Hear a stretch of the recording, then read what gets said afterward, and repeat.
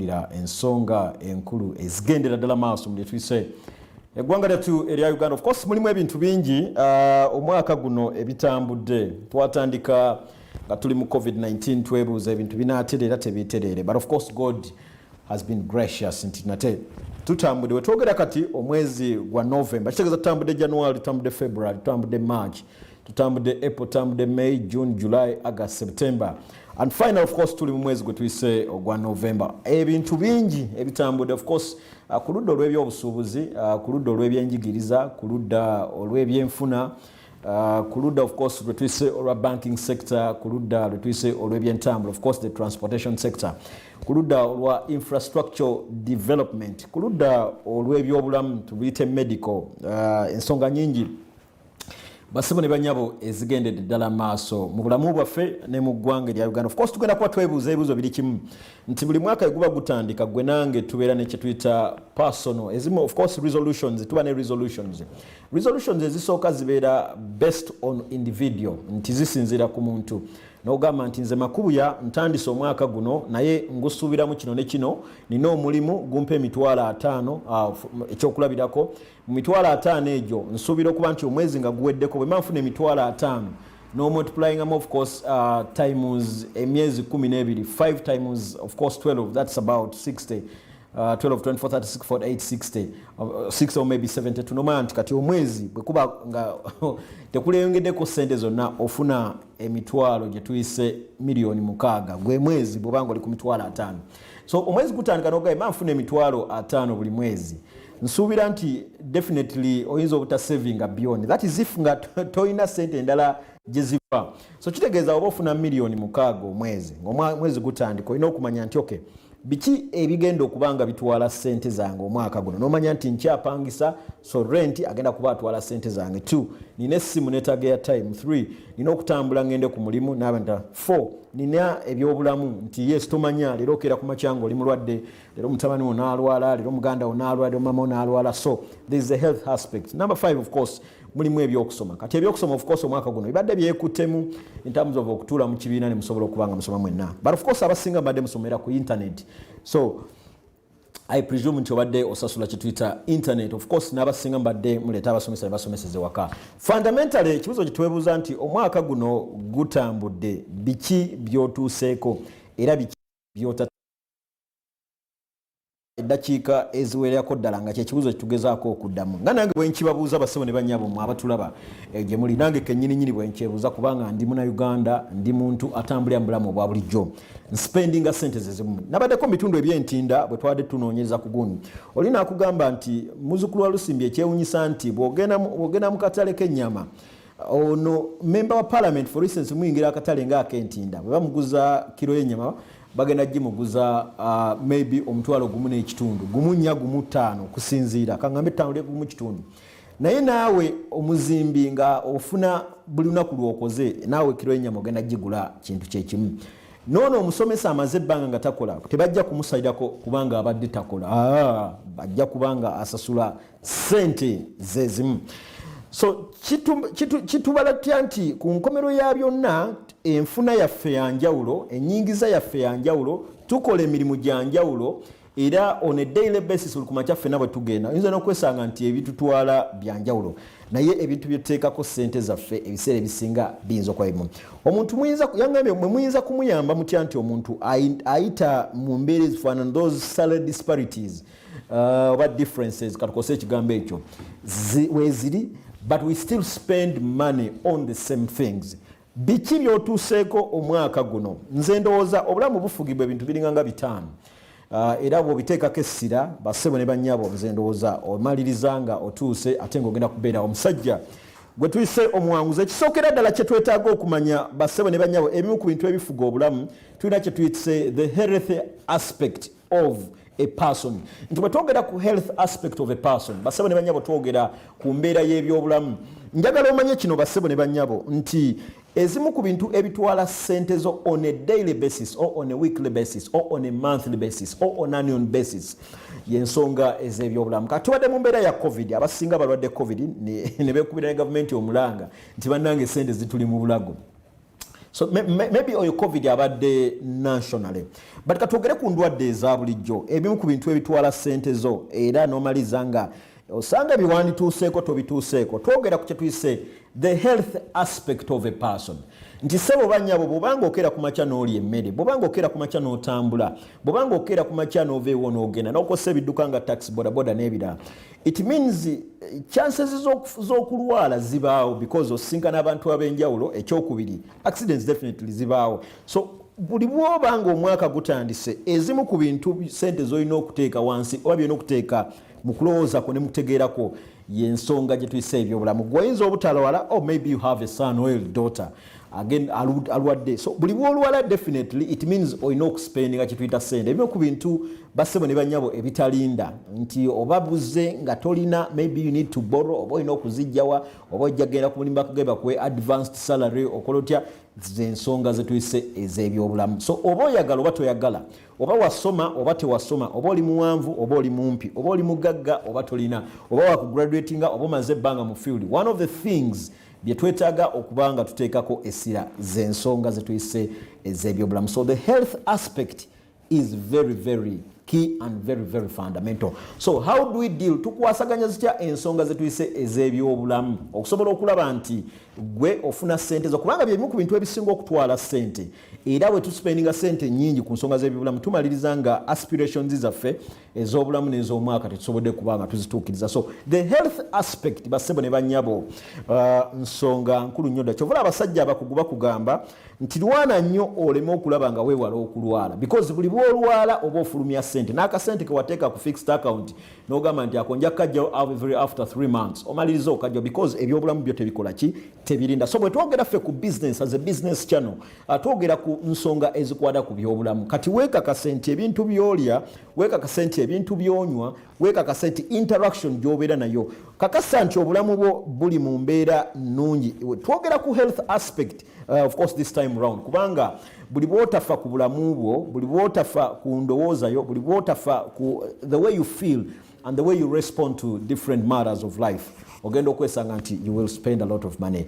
Biki by'otuuseeko omwaka guno era biki ebikulemesezza okutuuka ku ezo aspirations ezikuyambye bassebo ne banyabo okutambula mu mwaka guno gwe tuyise ogwa 2021? Of course kubaddemu covid mungi, naye by God's grace of course tusobodde okubanga ndetse tutambula ne tuva ku nsonga ezifaanana bato. So the health aspect zezimu ku aspects bassebo ne banyabo ezikola kye tuyise obulamu bw'abantu oba bwe tuyise obulamu bw'Abannayuganda. So twogedde ku health aspect, tulina kye tuyita the spiritual aspect of a person. Spiritual aspect abasinga mulowooza twogera ku makanisa nti genda osabe. That is very true by the way, ekyo kituufu nnyo.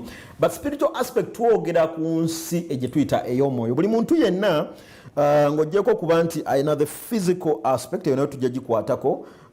Tulina the health aspect, ayina kye tuyita of course ne spiritual aspect, ebintu byakkiririzaamu. Of course kyekintu kyakkiririzaamu ziyinza okuba nzikiriza, maybe you a Muslim, there are things byokkirizamu byotakkirizamu, oyinza okuba you Catholic, waliwo byokkirizamu byotakkiririzaamu, oyinza okuba you subscribe to the Church of Uganda, the Anglican Church of Uganda, oyina byokkirizamu byotakkirizamu, maybe you subscribe to the Orthodox Church, oyina byokkiririzaamu ne byotakkirizamu, oli ku baganda baffe bano abali ku Baha'i, of course Baha'i temple yonayo nzikiriza weeri, of course to mention but a few. So the spiritual aspect nayo ekola kyamaanyi nnyo ku kuzimba omuntu. Biki by'otuuseeko omwaka guno era biki ebikulemesezza okutuuka ku ebyo bye wandibadde nate otuukako bassebo ne banyabo omwaka guno gwe tuyise ogwa 2? Ekibuuzo ekyo kirabika ng'ekimpi naye ate kirina ebikusike bingi nnyo. Gwe nange bye tusaanye okubanga tuwuliza, bye tusaanye okubanga tuwa ebirowoozo, bye tusaanye okubanga tutunda, kubanga bintu bya nkizo era bintu bya buvunaanyizibwa nnyo okusobola okulaba nga nate bituyamba okutuuka ku ebyo bye twandibadde tutuukako. So twogedde ku kye tuyita the health aspect. Bw'olwala olina okugenda mu ddwaliro. So baganda baffe abatandisewo zi pharmacy, boy ensonga lwaki tebateekawo pharmacy because baagala olwale, but of course bateekawo pharmacy okuyamba nti oba olwadde ogenda n'okola ki. I had a privilege one time nakolako n'eddwaliro ery'amagumbo linagamba okay kati mwe musaba abantu bafune obubenje mujje mbajjanyi, twagamba no, wakiteekawo eddwaliro olina okwe kuyamba abantu abadde bafunye obubenje, amagumba gasesetuse, balina of course disclolapsy n'ensonga endala ez'enjawulo, bava mu operations n'ebirala okwalininga amagumba gaabwe. So tuteekawo business clinics zineno okusobola okulaba, tuteekawo of course orthopedic clinics n'endala okusobola okulaba nga tuyamba abantu abafaananako bwe bato. So twogedde ku the health aspect, twogedde naawo kye tuyise kyetuyise the spiritual aspect. Basone banyabo ekirala ekikulu kyetwetaga okupaying attention twogera nawo ku the physical aspect. Ntoli bwakutunuulira. Of course you must be healthy. Olina okuba nga olabika bulungi, olina okuba nga onyirira nga weerabira. Waliwo endowooza egamba nti endabika y'omuntu ky'ekyobugagga kye. Nali nsoma akatabo akamu ak'omusajja of course ayitibwa John C. Maxwell. Of course mu katabo akamu many leadership worth the name. No, that akokali yakaandikwa musajja mulala. But of course John C. Maxwell mu katabo ke akamu ayogera ku nsonga enkulu agamba nti weegendereze engeri gy'olabikamu kubanga endabikamu ekola kyamaanyi nnyo okusalawo eri abo abagenda okulaba. Kakati ate abantu engeri gye bagenda okulaba gye bagenda okuba nga bafuna. So be careful of your, let me call it, your presentation. Because your presentation determines how people will perceive you. That's perception. And of course, how people perceive you will determine how people will be able to receive you. Twitter reception. So twina image determining perception, at all perception netuletera reception. Those three important words nkulu nnyo. So physical appearance, olabika otya, ofaanana otya, oyambala otya, ezo nsonga nkulu nazo zikola obulamu. Biki by'otuuseeko omwaka guno era biki ebikulemesezza okutuuka ku ebyo byanikoze. And finally, ladies and gentlemen, basebo ne bannyabo, aspect endala esembayo, of course tulina social emotion. Eteddiri esembayo. Now tulina kye tuyita social emotion. Social emotion kitegeeza engeri gy'okolaganamu n'abantu mu bitundu by'obeera. Abasajja abasomye psychology ku university, of course there's a course unit bayita social psychology. Social psychology ye akusomesa engeri gy'osobola okwataganamu n'obeera n'abantu. Era bw'oyingira wansi mu abo abasajja amusomesa bakugamba bw'otatwala kaseera okutegeera abantu b'obeera nabo, oba bw'otatwala kaseera n'onoonyereza ebizibu ebisumbuwa abantu osobola kubayamba. Of course osoma theories ezimu nga the psychodynamic theory, psychoanalytical theory, of course omusajja ayitibwa Sigmund Freud yaya theory ekwataganako bw'eti. Bw'otazuula omuntu gw'obeera naye, for instance you are at the workplace, bw'otazuula kizibu kisoomooza X, Y and Z, then tosobola kumuyamba. So aspects endala ng'oggyeko medical, oggyeko kituyise medical aspect ebaddewo, emotional tujogeddeko. So tuli ku social aspect. Social aspect tugamba nti olina okumanya abantu abakwetoolodde ne lwaki abantu abo beeyisa nga bwe beeyisa. That is very very critical. Era manyi nti gwali eyo naawe atulaba, of course ensonga zino otwongere zigoberera. So social aspect etunuulira orelating otya n'abantu, okwatagana otya n'abantu, owuliriza otya n'abantu. Ekyo nno kikulu bwe tubanga kinaatuyamba okutuuka ku ebyo bye twandyagadde okubanga tutuukako, especially omwaka guno nga gugwako. Of course it's never too late, waliwo ebyosobola okubanga okomewo. And then finally concentration kanjiteeke ku kye tuyise now the financial aspect of life. Basebo ne bannyabo kiriza obagaana, oba oli mugagga oba toli mugagga, oba okola mu state house oba tokola mu state house, whether in private sector oba oli mu government, whether omwezi guweddeko bakuwandikidde check ya government oba si ya government, oba basically okola ki, at the end of the day there are two things that bring us in common. Number one, olina okubanga oyingiza ssente. Kakati engeri gy'oyingizaamu ssente ekola kyamaanyi nnyo. Ekyokubiri, olina okumanya biki ebifulumya ssente zo. So bwe twogera ku financial aspect, olunaku olweggulo twabadde wano n'omukugu, of course from the Civil Society Budget Group, CSBAG, mwami Aine Byona, of course Micho, ng'atugamba nti Uganda yemu ku nsi eyina the Public Financial Management Act esinga okulu. Kati awo twade twogera ku Personal Public Financial Management Act, twogera ku ssente za Uganda, engeri gye bazifunamu, engeri gye bazispendinga, n'engeri gye zituuka services zino zituuka mu banka. Kati twogera ku Personal Financial Management, of course management skills, tutunuulira gwe ng'omuntu nti at the end of the day basebo ne bannyabo bwe tubanga biki ebitulemeseza okutuuka we twandituuse, tulina okwebuuza ebibuuzo biringa nga bibiri. Ekisookera ddala nti omwezi gutandise, kikulu otuuke wansi ogambe nti nfuna ssente meka gye natandikidde. Twogera ebintu bino kubanga tulowooza bikulu ate tebisosola. Whether oli member parliament, whether okola ne KCCA, whether you work with Smart 24 TV, whether you are self-employed, whether okola ne private sector foundation, oli member wa Kasiita, wa Kafo, wa Uma, wa Uzia, mention it all. Oba weekosa oba teweekozesa, at the end of the day oyingiza ssente meka. Kakati bw'oba oyingiza ssente meka, ekyo kibuuzo kikulu nnyo. Bwe twogera ku nnyingiza yokka bassebo ne bannyabo, of course twogera ku nsonga eziyitibwa nti oyingiza ssente meka. Bw'omala okwebuuza oyingiza ssente meka, ogenda ne weebuuza kakati zino z'ennyingiza zo zivaawa. Kati ate ekyo kitutwala ku kye tuyise levels of employment mu bulamu bunene bwe tuyise. Of course twogera ku levels of employment. Number one, gwe nga gwe bw'ova ku university kikulu nnyo bakozese. So it is very okay. abantu okubanga bakozesa because mu kukozesa wano bwofuna sente ezikuyamba okutandika. So twogera ku level 1 of biki ebinakuyamba okutuuka ku ebyo ebikulemeseza, twogera ku kye tuyita enyingiza. So the first level, of course, twogera ku level gye tuyita sente eziyingira. Number 1 ozijjawa. It is important that you are employed. Kati njogera okusingira ddala ku baana abakava ku university mu abagamba it is okay bw'oba olina obusobozi, go and employ yourself. That's very okay, by the way. It's very okay for you to employ yourself. But from the reality point of view, nze kyemmanyi nga nze muzukulu wa Lusimbi, kati kanjogere ku baana ba university, ofunye omulimu bakozesa bayinza okubaako emitwalo 2-3 baana iteri sente zimala newe tandikidde. So level of employment etandise nga gwe bakozesa. Twogera ku bintu ebituyingiza sente. So through employment tulina abakulu abatuwa sente, eryo lyerimu ku kkubo basebo ne bannyabo erituyingiriza era lituyamba okubanga tukulaakulana. So level of employment. Number 2, bwe babanga bamaze okubanga bakozesa kikulu nnyo basebo ne bannyabo naawe obeere nga weekozesa, meaning that if Smart 24 TV ekuwadde omulimu ekozesa ekyo kikulu nnyo. So kati naawe olina okubanga olina omulimu ogwo gwe weetandikiddewo n'osobola okuba nga weekozesa. For instance, kitegeeza nze muzzukulu wa Lusimbi nina okubanga ninayo omulimu ogwange, ne bwe mba basebo ne bannyabo nga nina endiboteemu ngisala buli ku makya ssaawa 12 ennabugabo, ekyo kikulu nnyo. It doesn't matter nyingiza sente mmeka, but I've told you the first level of employment, making sure nti waliwo akola ki akozesa, ekyo kikulu nnyo. So bwe amaze okukozesa baako naawe nga weekozesa. Oyinza okuba nga mwami Kasaggali ennabugabo, oyinza okuba njogera mwami Salong because those are some of the common vendors betumanyi. Ate no, by the way, ababadde mulimu ogwo ne basobola okuba nga bagufunamu. So beera nga naawe oyina kye weekozesa. Employ yourself. Buli bw'oba nga oyina weekozesa, you will put yourself to task nti sigenda kwebaka paka ssaawa 12 wabula kye ngenda okukola ngenda kubanga nange nina abantu benkola ki benkozesa basobola kubanga bakola ki banyamba. So nina okubanga nze kennyini nange neekozesa, ekyo kikulu nnyo. So twogedde ku level esooka, be employed, waliwo mukamaawo alina okubanga akozesa. Number 2, employ yourself, gwe weekozese. Kati level eyokusatu basebo ne bannyabo gyemprovings oba gyendabyeko abantu ab'enjawulo okutundira ku basajja nga bano ba Shumuk Group of Companies, of course the managing director of Shumuk Group of Companies. These are some of the things basomesa. So bw'obanga omaze okuba nti bakozesa, bw'oba omaze okuba nti weekozesa, ekyokusatu naawe olina okubaako abantu b'okozesa. Kitegeeza bw'oteekawo employment opportunity, ekyokulabirako kitegeeza gwe weekozesa because ku nkomero ya byonna you must earn a salary because weekozesa.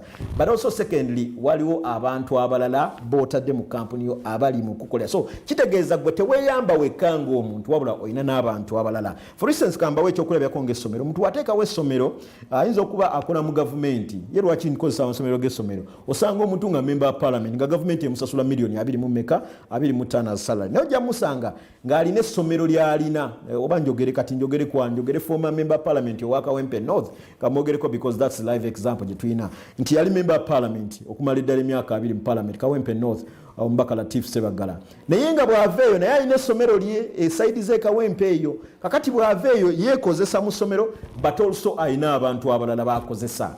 I think that example is very, very fundamental and significant. So kyetulowooza nti naawe obeerako n'ekintu kyolowooza nti kikulu kyekosa. So twogedde ku level esooka waliwo abakozesa because eno gye bakozesa ffe gye tujja akasente akatuyamba naffe ne tutandika ebyaffe. Number 2, baako ekikyo kye weeteekerawo gwe kennyini weekozese. Buli bw'oba nga olina omulimu gwe weekozesa tojja kuzuuka ssaawa 4 because omulimu gwe gutandika ssaawa 8 nedda. Ojja kera ku makya owandiike proposal obeeko ebintu by'oteeka ku lupapula kubanga omanyi nti ebyo by'otandise bigenda kukola kyamaanyi nnyo okusobola okulaba nga bikuyamba okutuuka wotuse. And ekyokusatu waliwo abantu b'okozesa. Kati buli wabanga olina abantu b'okozesa obeera okimanyi ku nkomero ya byonna you must pay them a salary because gwe boosi waabwe. Secondly, ku nkomero ya byonna you must manage them, kyetuyita kati awo of course managing workers, endoza abakulu abasoma human resource management, ensonga ezo tuzitegeera ddala bulungi. So ezo aspects basebo ne bannyabo nkulu nnyo. Tukyali ku nsonga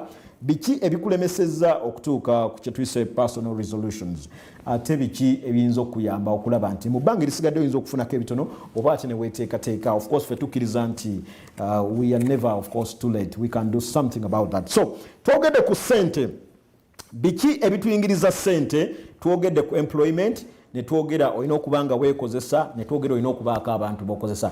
Ezo aspects 3 zonna basebo ne tosobola wabera wakozesa for instance ani akozesa the X, Y and Z akozesa. After you have worked for myaka nga gumu 2-3 nogamba kange nentekawo ka videography kange nentekawo ka business kange akokuba ebifaananyi nomanya nti wekozesa. But also waliwo n'abalala b'owaaki tuyise employment. Kakati biki ebiyingiza ssente twogedde ku levels ezo. But of course basebo ne banyabo waliwo ebintu ebirala ebituwa ssente ng'ebiseera ebisinga tubibuusa betuyisa amaaso. Let me talk about talent and skill.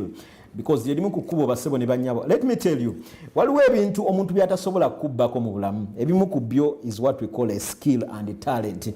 Omuntu asobola okuwa, anyone asobola okubaako kyakola, he can do anything. But of course regarding what we call a skill and a talent, seri muntu asobola kujjako skill. So fetulowooza of course from the financial point of view tugamba nti osobola okukozesa skill and talent okusobola okubanga weebezaawo ate ne ssente ne zibanga ziyingira. Kati kanjogere ku baganda bange abasiiba mu church.